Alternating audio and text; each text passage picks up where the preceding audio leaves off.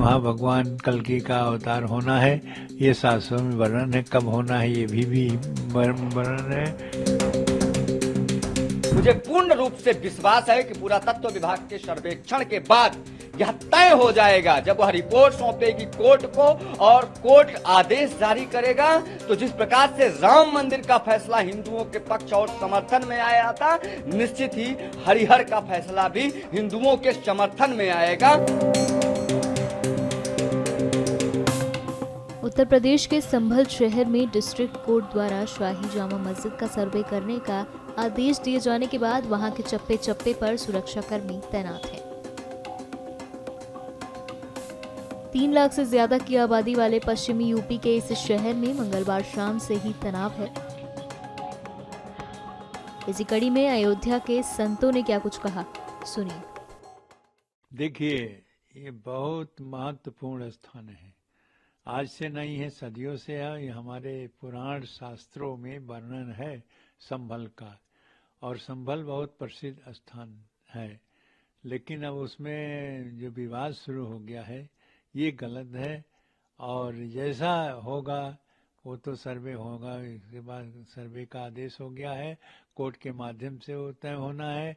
लेकिन वस्तुतः ये है कि जो शास्त्र में हमारे वर्णन है और जिसकी जितनी भी प्रसिद्धियां हैं, वो सभी स्थानों को, कोई भी ऐसे स्थान नहीं है हिंदू के और जिस पर मुसलमानों ने कोई न कोई ऐसा घटना कर दिया हो या तोड़ दिया हो, या उसको सर्वे में या उसको अपने वक्फ बोर्ड में ले लिया हो, ऐसा चल रहा है। लेकिन जिस प्रकार से इसको कोर्ट में गया है, तो निश्चित है ये हो जाएगा कोर्ट के माध्यम से, क्योंकि वहाँ भगवान कल्कि का अवतार होना है, ये शास्त्रों में वर्णन है। कब होना है ये भी वर्णन है। तो ऐसी स्थिति में इसको सर्वे करके और इसको पूर्णतया निरीक्षण करके अच्छी प्रकार से इसका जांच करके और इसको हिंदू के पक्ष में कोर्ट को आदेश कर देना चाहिए, क्योंकि ये हमारे शास्त्रों में पूर्णतया वर्णन है।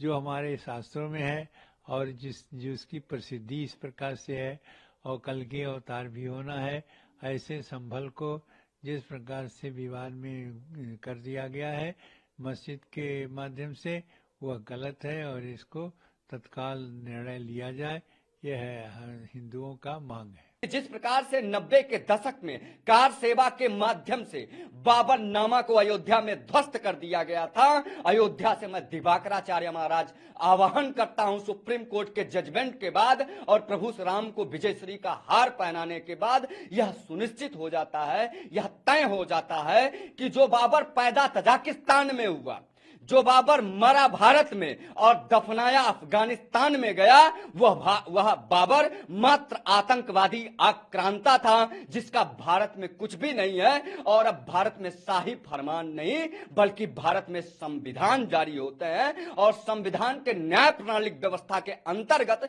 सभी को न्याय दी जाती है। मंगलवार को जो ASI सर्वे हुई, मुझे पूर्ण रूप से विश्वास है कि पुरातत्व विभाग के सर्वेक्षण के बाद यह तय हो जाएगा, जब वह रिपोर्ट सौंपेगी कोर्ट को और कोर्ट आदेश जारी करेगा, तो जिस प्रकार से राम मंदिर का फैसला हिंदुओं के पक्ष और समर्थन में आया था, निश्चित ही हरिहर का फैसला भी हिंदुओं के समर्थन में आएगा। और बाबर मात्र एक आतंकवादी था।